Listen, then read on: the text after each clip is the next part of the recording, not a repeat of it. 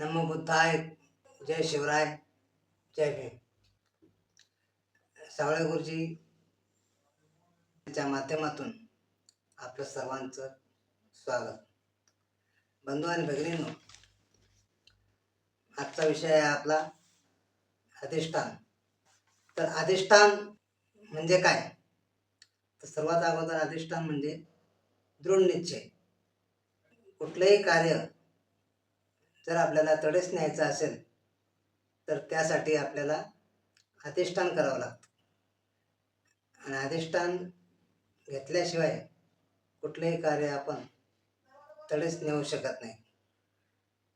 जीवनामध्ये जगत असताना माणसाला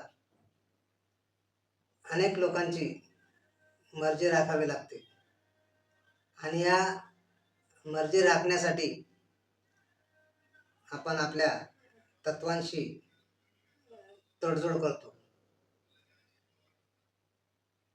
आपण जर तत्वांशी तडजोड केली तर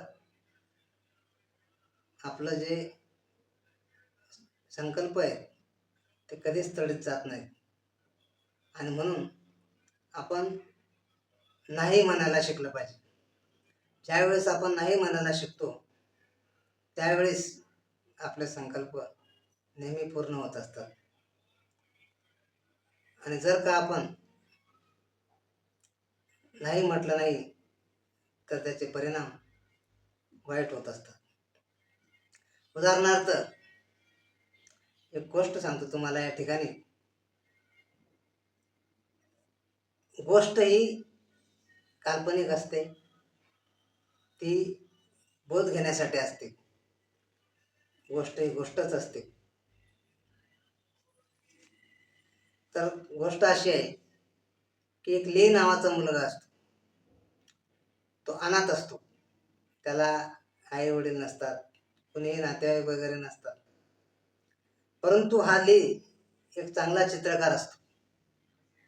चांगले चित्र काढतो आणि त्याने काढलेले चित्र तो बाजारात जाऊन विकतो आणि त्याच्यामध्ये जे काही पैसे मिळतात त्याच्यामध्ये तो त्याचं गुजराण करत असतो.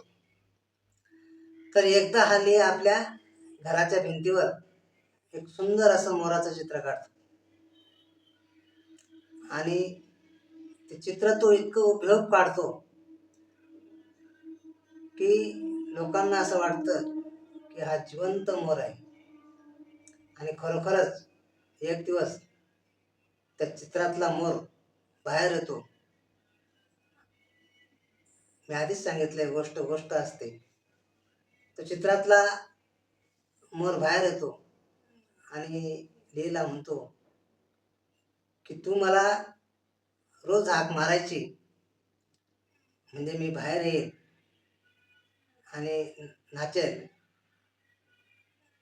लोक ज्यावेळेस माझा नाच बघतील त्यावेळेस तुला भरपूर पैसे देतील आणि तुझं दारिद्र्य नष्ट होईल. परंतु माझी एक अट आहे.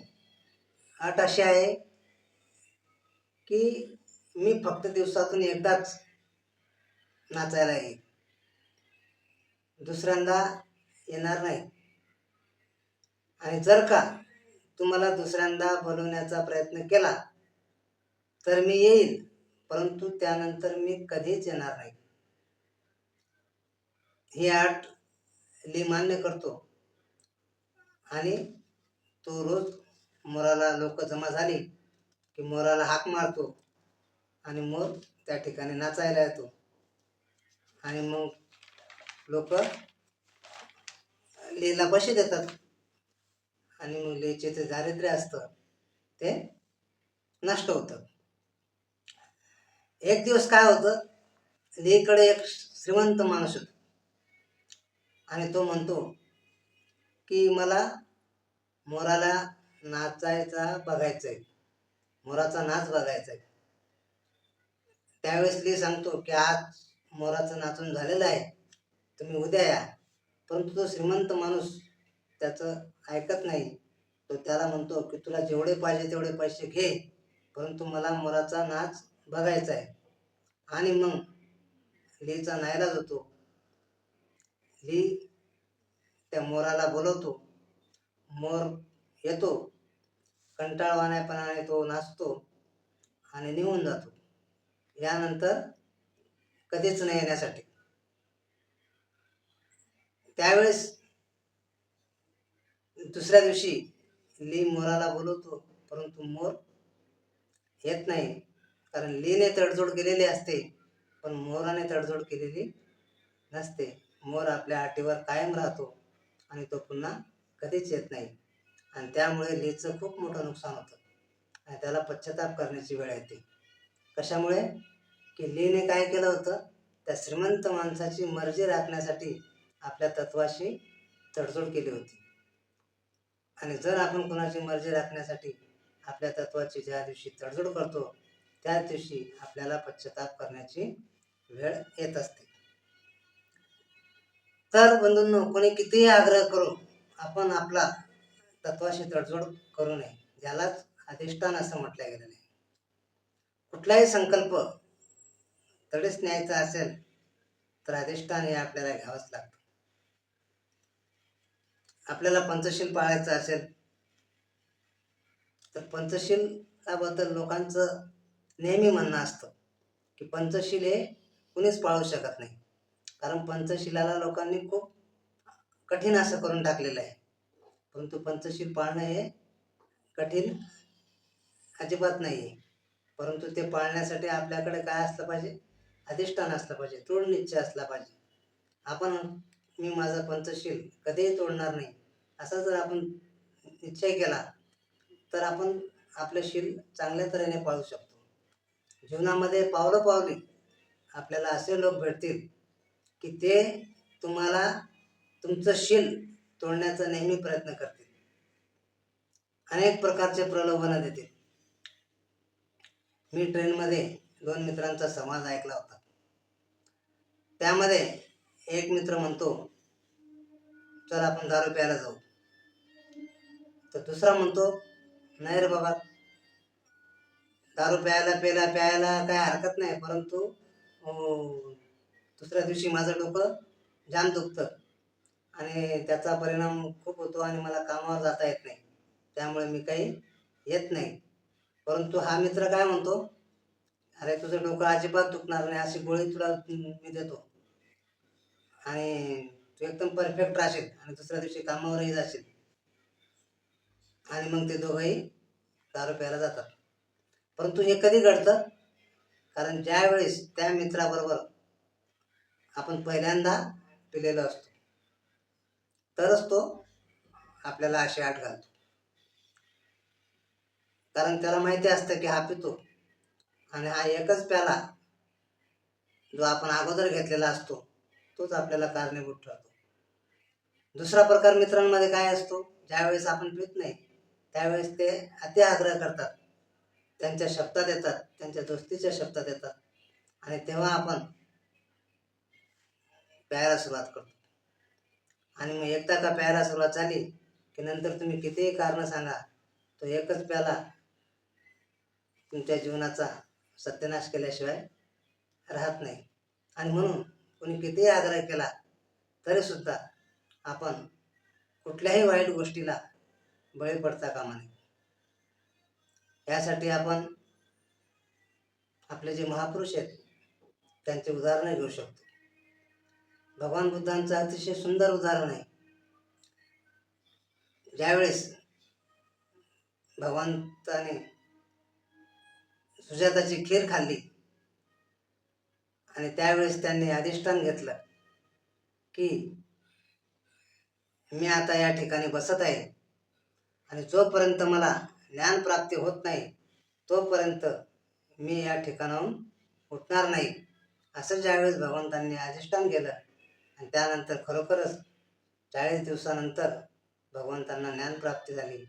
त्यांनी दुःखमुक्तीचा मार्ग शोधून काढला. हे कशामुळे शक्य झालं? हे त्यांनी घेतलेल्या अधिष्ठानामुळे शक्य झालं. दुसरं एक उदाहरण आपण या ठिकाणी देऊ शकतो, ते म्हणजे शाक्य आणि कोळी यांच्यामध्ये जो काही पाण्याचा वाद झाला होता, तो वाद मिटलेला होता. शाक्य आणि कोळ्यांचा आपसामध्ये समझोता झालेला होता आणि युद्ध हे टळलेलं होतं. आणि ही खबर भगवान बुद्धांना म्हणजे सिद्धार्थाला 5 परिवारजकांनी दिली होती. त्यावेळेस सिद्धार्थ हे घरी जाऊ शकले असते, कारण ज्या गोष्टीमुळे त्यांना गृहत्याग करावा लागला ती गोष्टच जर संपली होती तर घरी जायला काहीच हरकत नव्हती. परंतु ते घरी गेले नाही, कारण की त्यांनी अधिष्ठान घेतलेलं होतं. काय?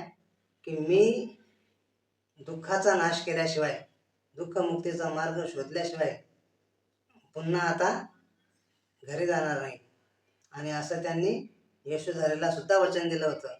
आणि त्यामुळे त्यांनी आपल्या मार्ग सोडला नाही आणि दुःखमुक्तीचा मार्ग शेवटी शोधून काढला. तर बंधूंनो, आपण सुद्धा आपल्या जीवनामध्ये अशाच प्रकारे दृढ निश्चय केला पाहिजे. 1956ला आपण धम्म घेतला. आज धम्म घेऊन आपल्याला 70 वर्ष झाली. परंतु आजही आपण आपल्या समाजाची इमेज बदलू शकलो नाही. आज इतर धर्मांकडे जर आपण पाहिलं तर कुठल्याही धर्माच्या व्यक्तीचं आपण नाव घेतलं तर आपल्याला लगेच त्या धर्माचा माणूस कसा असतो हे लगेच कळतं. परंतु बुद्ध माणूस कसा असला पाहिजे किंवा कसा असतो हे आजही आपण त्याची ओळख इतर समाजांना करून दिलेली नाही. एखाद्याने कुणी आग्रह करत असेल तर एखाद्याने मित्रांमध्ये, नातेवाईकांमध्ये किंवा इतर ठिकाणी गेला असताना एखाद्याने जर वाईट गोष्टीचा आग्रह केला आणि जर आपण म्हटलं की मी बुद्धिस्ट आहे तर लगेच दुसरा म्हणतो किती बुद्धिस्ट दाखवू तुम्हाला खाणारे पिणारे. म्हणजे त्या ठिकाणी आपली बोलती बंद होते. याचं कारण काय? एका माणसाने कितीही चांगलं आचरण केलं तरी त्याला अर्थ नसतो. ज्यावेळेस ते आचरणचे पंचशील संपूर्ण समाज पाळेल त्यावेळेस खऱ्या अर्थाने त्या आचरणाला महत्त्व प्राप्त होतं आणि ते समाजाची इमेज तयार होते की हा समाज अशा प्रकारे आहे. बंधूंनो, माझा मित्र बँकेत कामाला आहे. त्याने प्रमोशनचा फॉर्म भरला. त्या फॉर्मवर त्याने SC लिहिलं. तर त्याची जी सहकारी होती, मॅडम होती, ती मॅडम त्याला म्हणाली, का हो तुम्ही SC आहात का? त्यावेळेस तो म्हणाला हो. मग ती लगेच काय म्हणाली, अहो वाटत नाही तुम्ही SC आहात. म्हणजे याचा अर्थ काय? SC लोक घाणेरडे राहतात असा इतर लोकांचा समाज आहे. परंतु आपण बुद्धिस्ट आहोत, बाबासाहेबांचे आपण लेकरं आहोत. बाबासाहेब कसे राहत होते तसंच आपण राहायला पाहिजे.